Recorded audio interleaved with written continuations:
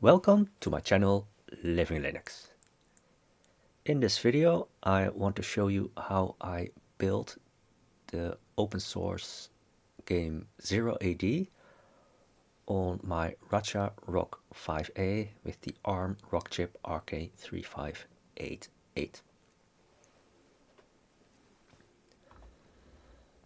When you're on x86, so Intel and AMD, you can download the executable, but they don't have an executable for ARM, and even if they had one, you might wonder if that would have been really optimized for the Rockchip RK3588. Now, before I show you how I built the game, I have to mention that you might run into an error when you want to build it, and they are aware of it, but they say that the fix is very involved, so it will take a while. And let's just say a quick fix is to use Python 3.11. So as soon as you're on 3.12 or higher, you might run into that error, unless that, who knows, somewhere in the future that they have fixed it.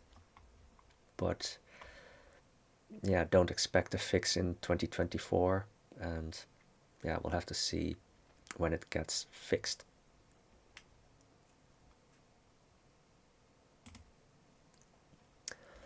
So they say that you have to go to a lower version of Python, and to do so I used pyenv. And one of the reasons for me is that pyenv has a simple way to set the Python version for the whole system, because you also need to build some libraries in a, let's just say, sub-process. So that way I thought I'm really sure that everything gets built with the same Python version. Now, installing pyenv is, well, it's not extremely hard, but you also need to do some stuff with, let's just say, profile files.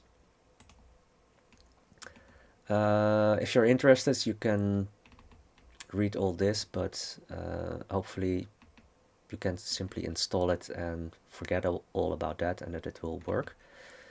So there is an automatic installer, but once it's installed, then you still need to make some changes to some profile files.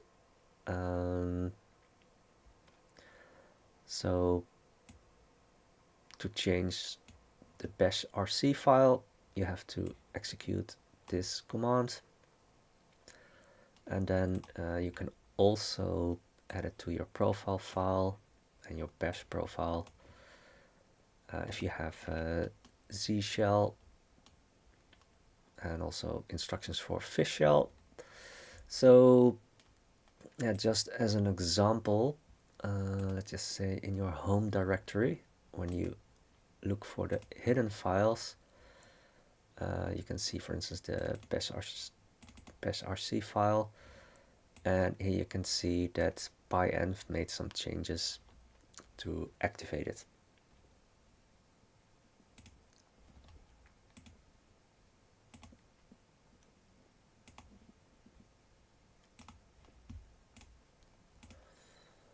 And I think they say that once you're done, then, well, the easiest way is just to reboot your system to make sure that everything is active. So once pyenv is properly installed, you can install a different Python version, but whoops, almost forgot. Yeah, there are some build dependencies,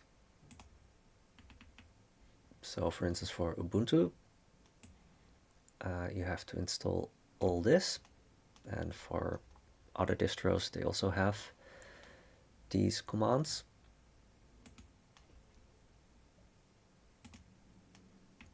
And from there you can install a different Python version. So this is just an example for 3.10.4.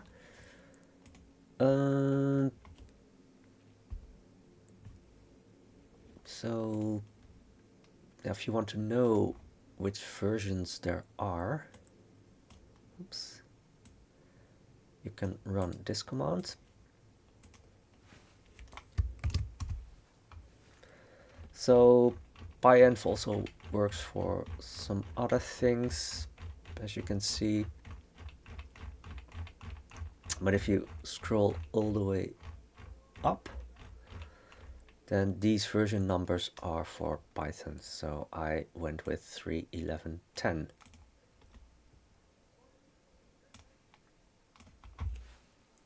So,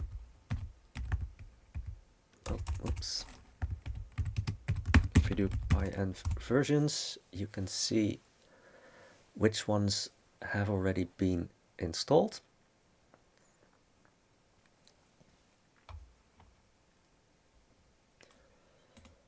And they say that you can set it, for instance, like global. And that's what I did, just to be sure. So pyenv global 3.11.10.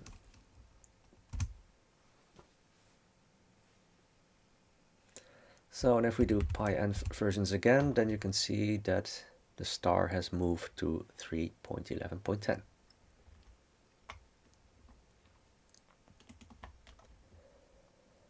So now that we have that out of the way, we can go to development, the main repository,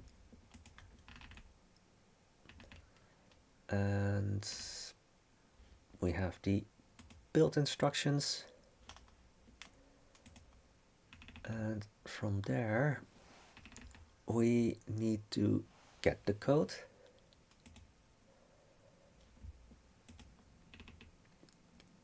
So you need to make sure you have git and git-lfs installed, so execute these commands. You also need to have subversion, and once that's installed you can activate lfs for git, and then you can get the code. And for people with slow connections or people with disk constrained environments, there are some tricks, but well, luckily I didn't have to go through that. But yeah, so there are options if you are on a slow connection or when you are disk constrained.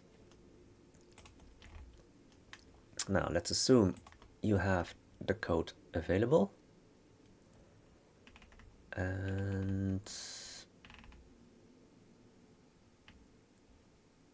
yeah,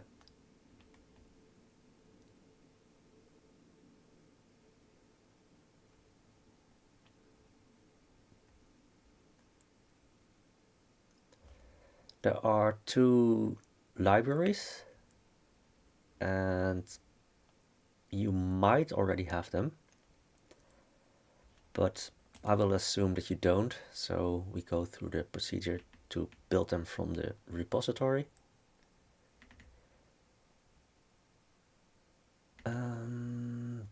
Yeah, so you need to install some more dependencies.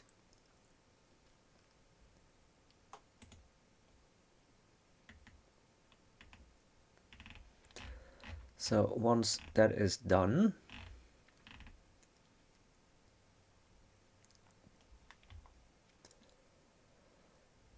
you can build the libraries with this command.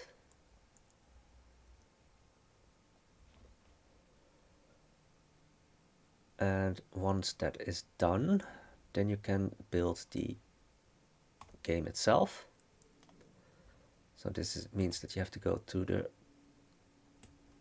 workspaces directory, and then you run the script to update the workspace. You go into the subdirectory gcc, and then you can make the game. You can set this number a bit higher if you have enough memory and also enough cores, CPU cores. But I think, yeah, from what I've seen so far, that the Rockchip RK3588, yeah, it already has, it's quite difficult for the processor to keep up with the game. So if you have like a CPU, especially an ARM CPU with less than 4 cores, then it's probably not a good idea to try this, unless perhaps if you have like a very fast graphics card. So anyway, this will take quite some time. You can run the tests. It's not really that interesting, but at the end it should tell you that all the tests were successful. And then you can find the game in binaries system.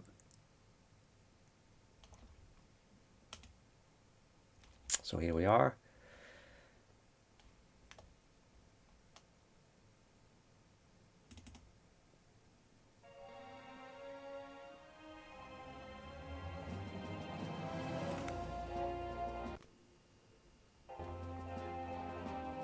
So I activated the FPS counter.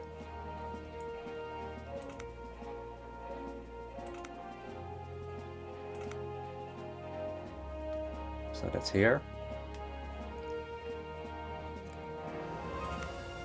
So I will start with default settings, but that is a bit demanding for the Rockchip RK3588. So let's start the tutorial.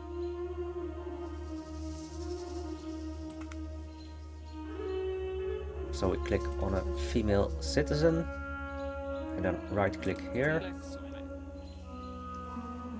and then we can go to the soldier, and it needs to get some wood.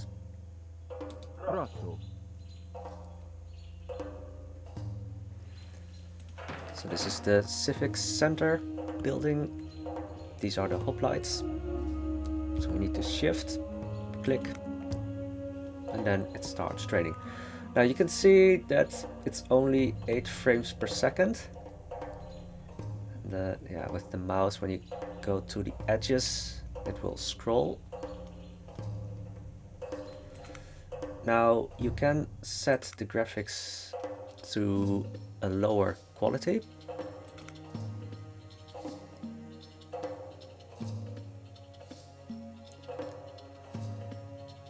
So let's see, what shall we do? First we'll go here. So for instance, we can set the model quality to low. Now you can see that the frames per second go up.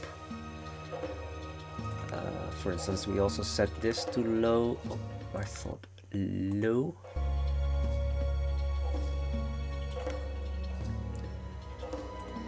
Let's say limited.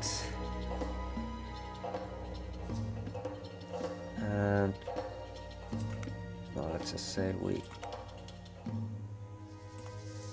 disable the water effects,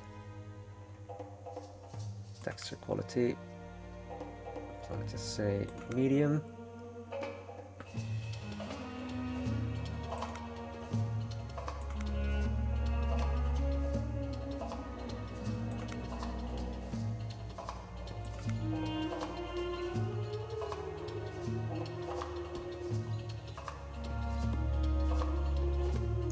It's still not fast, but I think this is playable.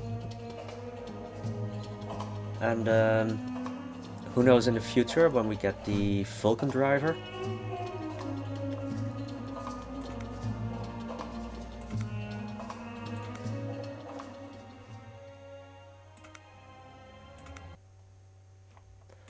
then perhaps we get a little bit more performance. But when you